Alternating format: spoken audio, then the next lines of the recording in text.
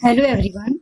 So today I'm going to start new unit for semester 4 MSc. Okay, for organic chemistry students. तो मेरा जो आज का unit है वो है सुप्रामोलिक्यूलर केमिस्ट्री। सुप्रामोलिक्यूलर केमिस्ट्री ये बहुत ही न्यू टॉपिक होता है सेमेस्टर 4 स्टूडेंट्स के लिए जिन्होंने पहले देखा नहीं होगा, लेकिन ये बहुत ज़्यादा इजी टॉपिक है। सिर्फ आपको कंपाउंड के स्ट्रक्चर्स याद रखने होंगे, उतना ही आपको सिर्फ याद करना है, बाकी टॉपिक बहुत इजी है आपको समझने के लिए।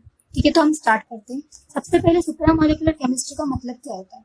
तो देखो, सुप्रामोलिक्यूलर केमिस्ट्री दो वर्ड से बना हुआ है, सुप्रामोलिक्यूल और केमिस्ट्री। सबसे पहले मॉलिक्यूल क्या होता है, हम सबको अब बेसिक से ही देख रहे हैं।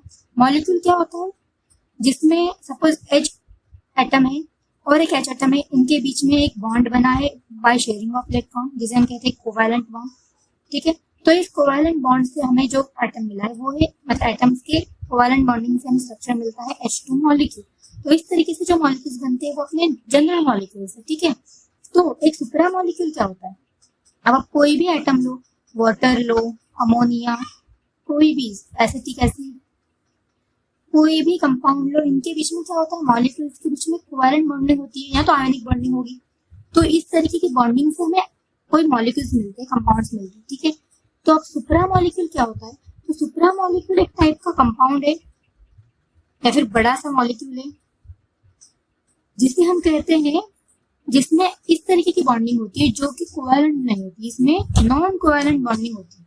इसमें क्या होता है, नॉन कोवैलेंट बॉन्डिंग होता है। अब इसका मतलब क्या होगा, देखो कि इसमें जो बॉन्डिंग होगी वो एक्चुअल बॉन्डिंग नहीं होगी। ठीक है, जो अपनी ये शेयरिंग ऑफ इलेक्ट्रॉन से जो कोवैलेंट बॉन्ड बनता है उस तरीके का बॉन्डिंग सुप्रा मॉलिक्यूल्स में नहीं बनती है।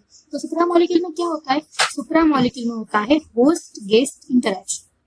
सुप्रा मॉलिक्यूल्स में क्या होता है, होस्ट गेस्ट इंटरेक्शन होता है और सुप्रा मॉलिक्यूल होस्ट गेस्ट इंटरेक्शन होता है और सुप्रा मॉलिक्यूल बनता है। तो सुप्रा मॉलिक्यूल कैसे बनेगा, सुप्रा मॉलिक्यूल की इंपॉर्टेंट कंडीशन है प्रेजेंस ऑफ होस्ट। एक होस्ट होना चाहिए जिसे हम कहेंगे एक रिसेप्टर होना चाहिए। सुप्रा मॉलिक्यूल क्या होगा, एक रिसेप्टर होगा। अब रिसेप्टर का मतलब क्या हुआ, तो एक रिसेप्टर ऐसा मॉलिक्यूल होता है जो साइज में बहुत बड़ा होता है और जिसके पास कुछ ऐसी बाइंडिंग साइट्स होती है, ऐसी बाइंडिंग साइट्स होती है जिसके अंदर अपना जो स्मॉल मॉलिक्यूल होता है, जिसे हम गेस्ट मॉलिक्यूल कहते हैं, वो उसके अंदर आके रह सकता है। तो अब ये कब पॉसिबल है, ये पॉसिबल है जब होस्ट के पास जो बाइंडिंग साइट्स है वो क्या हो सकते हैं, या तो उसके पास हाइड्रोजन बॉन्डिंग साइट्स अवेलेबल हो, या तो उसके पास हाइड्रोजन बॉन्डिंग साइट्स अवेलेबल हो, या फिर उसके पास वेंडरवाल फोर्सेस वाले अट्रैक्शन करने की कैपेसिटी हो, वेंडरवाल्स अट्रैक्शन दिखाने की कैपेसिटी हो, या फिर हो सकता है कि होस्ट के पास कोई कैविटी हो। अब कैविटी से मेरा मतलब क्या है, अब हम देखो, हम जनरल कंपाउंड्स देखते हैं, जैसे कि हम बेंजीन देख लिया, हमने मिथेनॉल देख लिया, तो ये कंपाउंड बहुत स्मॉलर है, इसके बीच में कुछ कैविटी नहीं है। अगर इसका हम स्ट्रक्चर भी निकाले तो इस तरीके से होगा, इस तरीके से कुछ होगा, तो यहाँ पे कुछ कैविटी नहीं है। लेकिन अगर यही कंपाउंड से कोई बहुत बड़ा होता, सपोज इस तरीके से कुछ शेप होता, तो देखो यहाँ पे इस तरीके से कैविटी मिलती है। तो इस कैविटी, ऐसी जब बड़ी सी कैविटी अवेलेबल होती है, तब इस बड़ी सी कैविटी के अंदर, इस कैविटी के कॉम्प्लीमेंट्री शेप वाला कोई ये गेस्ट मॉलिक्यूल अंदर रह सकता है। तो इस तरीके से रहने के बाद वो रहते, और जब ये गेस्ट यहाँ पे रहेगा तो इन दोनों के बीच में, होस्ट और गेस्ट के बीच में जो बॉन्डिंग होगी वो कोवैलेंट बॉन्डिंग नहीं, इलेक्ट्रॉन की शेयरिंग नहीं होगी। तो क्या होगा, हो सकता है हाइड्रोजन बॉन्डिंग हो, इलेक्ट्रोस्टैटिक इंटरेक्शन हो, वैन डेर वाल्स फोर्सेस हो। तो इस तरीके की इंटरेक्शन की वजह से कोई गेस्ट मॉलिक्यूल किसी होस्ट के अंदर रह जाता है और इस वजह से हमें एक पूरा कॉम्प्लेक्स मिलता है, होस्ट गेस्ट कॉम्प्लेक्स। तो यही जो कॉम्प्लेक्स होता है होस्ट गेस्ट का, इसे हम कहते हैं सुप्रा मॉलिक्यूल। तो सुप्रा मॉलिक्यूल क्या है, ये है होस्ट गेस्ट कॉम्प्लेक्स। ये कब बनेगा, जब अपने पास एक बड़ा सा होस्ट मॉलिक्यूल है और उसके पास ऐसी कुछ बाइंडिंग साइट्स है जो किसी गेस्ट मॉलिक्यूल के लिए कॉम्प्लीमेंट्री है। इसका मतलब कि अगर उस होस्ट के पास कुछ जो साइट्स है उसका कॉम्प्लीमेंट्री स्ट्रक्चर गेस्ट के पास होना चाहिए, तभी ये मॉलिक्यूल बनना पॉसिबल है। इसीलिए हम सुप्रा मॉलिक्यूलर केमिस्ट्री को केमिस्ट्री बियॉन्ड मॉलिक्यूल्स भी कहते हैं, केमिस्ट्री बियॉन्ड मॉलिक्यूल्स, ऐसा भी हम इसे कहते हैं। इसका रीजन क्या है ऐसा कहने का, क्योंकि इसमें जो मॉलिक्यूल्स होते हैं वो एक्चुअल में बॉन्डिंग नहीं कर रहे हैं ना, इसलिए इसमें सिर्फ क्या होता है, इंटरेक्शन होता है। अब इसका एग्जांपल हम कैसे देख सकते हैं, देखो आपको क्राउन ईथर्स ये तो हम पता होगी। क्राउन ईथर्स में क्या होता है, OCH2CH2O, ये वाले मतलब ऑक्सीजन एटम CH2CH2, ये इसे हम क्या कहते हैं, इसे हम कहते हैं बाइंडर। केमिकल बाइंडर कहते हैं, ऑर्गेनिक बाइंडर कहते हैं। तो ये बाइंडर क्या करता है, 2 ऑक्सीजन एटम्स को ज्वाइन करता है और इससे हमें एक साइक्लिक ईथर मिलेगा, साइक्लिक स्ट्रक्चर मिलेगा, उसे हम कहते हैं क्राउन ईथर। तो ये क्राउन ईथर्स में अगर आप उसका स्ट्रक्चर देखो तो सपोज मैं क्राउन ईथर यहाँ पे निकाल देती हूँ। सपोज मैंने ये वाला क्राउन ईथर निकाल दिया, 1 2 3 4, ये वाला क्राउन ईथर अगर मैंने निकाल दिया 1 2 3 4 5, तो ये क्राउन कितने मेंबर देखो 1 2 3 4 5 6 7 8 9 10 11 12 13 14 15। तो ये क्या है, 15 क्राउन 5, इसका नाम क्या हो गया 15 क्राउन 5। तो ये जो 15 क्राउन 5, अगर इसका स्ट्रक्चर आप ध्यान से देखोगे तो यहाँ पे देखो इस मॉलिक्यूल के अंदर इस साइड में, inside the molecule there is a cavity, this is a cavity. तो ये कैविटी जो होती है वो एक बाइंडिंग साइट की तरह काम करेगी, ठीक है। तो यहाँ पे क्या होगा, ये जो कैविटी है, इस कैविटी के अंदर कोई मेटल आयन आके रह सकता है, लेकिन हर कोई मेटल आयन आके वहां पे नहीं रहेगा। वहां पे सिर्फ वही मेटल आयन रहेगा जिसका साइज और इस कैविटी का साइज ऑलमोस्ट सिमिलर हो, बिल्कुल आसपास। तो इस तरीके का कोई मेटल आयन इसके अंदर आके रह सकता है। तभी क्या होगा, ये वाला मेटल आयन इसके अंदर आके रहेगा और फिर हमें जो कॉम्प्लेक्स मिलेगा उस मेटल आयन के बीच में और इस कॉम्प्लेक्स, इस ईथर के बीच में कोई कोवेलेंट बॉन्डिंग नहीं होगी। वहां पे कौन सी बॉन्डिंग होगी, वहां पे होगी इंटरेक्शन होगी, नॉन पोलर और मतलब नॉन पोलर इंटरेक्शन होगी, सॉरी पोलर इंटरेक्शन होगी, क्योंकि ये पोलर है। क्योंकि देखो मेटल आयन का मतलब है पॉजिटिव होगा या फिर K+, Na+, Li+, ये पॉजिटिव आयंस होंगे मेटल आयंस। और ये कैविटी में ऑक्सीजन है जो निगेटिव आयन की तरह काम करता है, तो इसलिए इनके बीच में पोलर इंटरेक्शन होगा। और इस इंटरेक्शन की वजह से एक मॉलिक्यूल बन रहा है, सुप्रा मॉलिक्यूल, जो बहुत बड़ा मॉलिक्यूल है और होस्ट गेस्ट का कॉम्प्लेक्स है। इसमें होस्ट कौन है, होस्ट वो है जिसकी कैविटी अवेलेबल हो रही है। तो ये होस्ट कौन सा है, क्राउन ईथर। और गेस्ट कौन होगा, जो मेटल आयन इसके अंदर आके रह रहा है। तो आपको समझना है सुप्रा मॉलिक्यूल क्या होता है। सुप्रा मॉलिक्यूल एक होस्ट गेस्ट कॉम्प्लेक्स होता है जनरली, जिसमें क्या होता है, due to the binding sites of a host molecule, जिसे हम रिसेप्टर भी कहते हैं, due to the bonding sites of host molecule और guest molecule can stay inside it. Okay, तो इसकी वजह से जो हमें मॉलिक्यूल मिलेगा वो क्या होगा, एक सुप्रा मॉलिक्यूल होगा। तो सुप्रा मॉलिक्यूलर केमिस्ट्री में क्या होता है, एक बड़ा सा लार्ज मॉलिक्यूल जिसे हम होस्ट मॉलिक्यूल कहते हैं, उसके अंदर एक स्मॉल मॉलिक्यूल जिसे हम गेस्ट मॉलिक्यूल कहते हैं वो आके रह सकता है, ठीक है। अगर जो प्रोडक्ट फॉर्म हुआ है उसे हम होस्ट गेस्ट कॉम्प्लेक्स कहेंगे, उसी को ही हम क्या कह सकते हैं, सुप्रा मॉलिक्यूल। अब मैंने कहा आपको कि उसके बीच में जो बॉन्डिंग होती है वो नॉन कोवेलेंट बॉन्डिंग होती है। तो जो नॉन कोवेलेंट बॉन्डिंग होती है, मैंने पहले आपको बताया लेकिन फिर से बता रही हूँ, जो नॉन कोवेलेंट बॉन्डिंग होती है वो कौन से टाइप्स की बॉन्डिंग हो सकती है। यहाँ पे तो मैंने दिखाया कि कैविटी की, तो हर बार कैविटी होगी क्या, ऐसा जरूरी नहीं है। तो उस बॉन्डिंग के टाइप्स, मतलब अलग अलग टाइप्स से मॉलिक्यूल फॉर्म हो सकता है। तो क्या क्या हो सकता है, एक तो उसमें क्या हो सकता है, हाइड्रोजन बॉन्ड हो सकता है। हाइड्रोजन बॉन्डिंग आपको पता है कोवेलेंट बॉन्डिंग नहीं है, सिर्फ इंटरेक्शन होता है इलेक्ट्रोनेगेटिव और एटम और हाइड्रोजन के एटम के बीच में। इसलिए एक तो या तो हाइड्रोजन बॉन्डिंग हो सकती है, या फिर हमारे पास क्या हो सकता है, हमारे पास वैंडर वाल इंटरेक्शन हो सकता है। वो भी आपको पता है कि इंटरमॉलिक्यूलर इंटरेक्शन होता है, एक्चुअल बॉन्ड नहीं होता, सिर्फ दो मॉलिक्यूल्स के बीच में इंटरेक्शन होता है जिसे हम वैंडर वाल इंटरेक्शन कहते हैं। उसके बाद और क्या हो सकता है, इलेक्ट्रोस्टैटिक इंटरेक्शन। इलेक्ट्रोस्टैटिक इंटरेक्शन हो सकती है। तो आपको पता है इलेक्ट्रोस्टैटिक इंटरेक्शन कब होती है, इलेक्ट्रोस्टैटिक इंटरेक्शन होती है तब जब अपने पास पॉजिटिव नेगेटिव आयंस किसी कहीं पे प्रेजेंट हो, तो उसमें इलेक्ट्रोस्टैटिक इंटरेक्शन होगा। और उसके बाद हम क्या देख सकते हैं, और उसमें और कौन सा इंटरेक्शन हो सकता है, तो उसके अंदर हो सकता है हाइड्रोफोबिक या फिर हाइड्रोफिलिक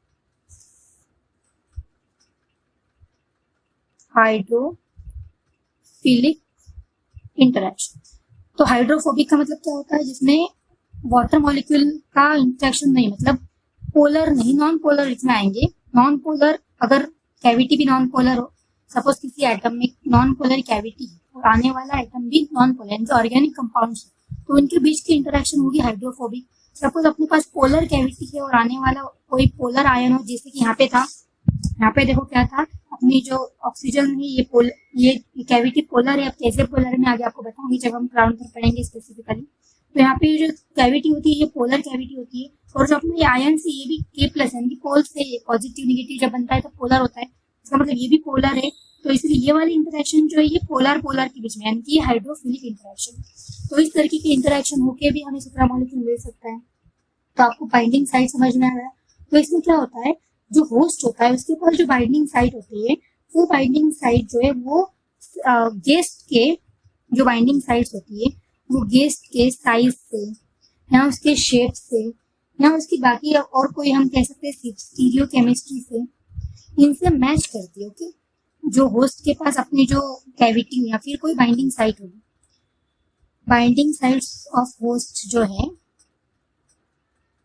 ये इनकी जो साइज शेप स्टीरियो केमिस्ट्री होगी वो गेस्ट से मैच होगी। इसी वजह से क्या होगा, कोई पर्टिकुलर या फिर यूनिक गेस्ट ही उसके अंदर आके रह सकता है और इसीलिए हमें जो सुप्रामोलिक्यूल मिलते हैं वो हाईली मतलब क्या कहते हैं स्पेसिफिक मिलते हैं। ठीक है, इसीलिए इसमें एक इम्पॉर्टेंट टर्म होती है मॉलिक्यूलर रिकॉग्निशन।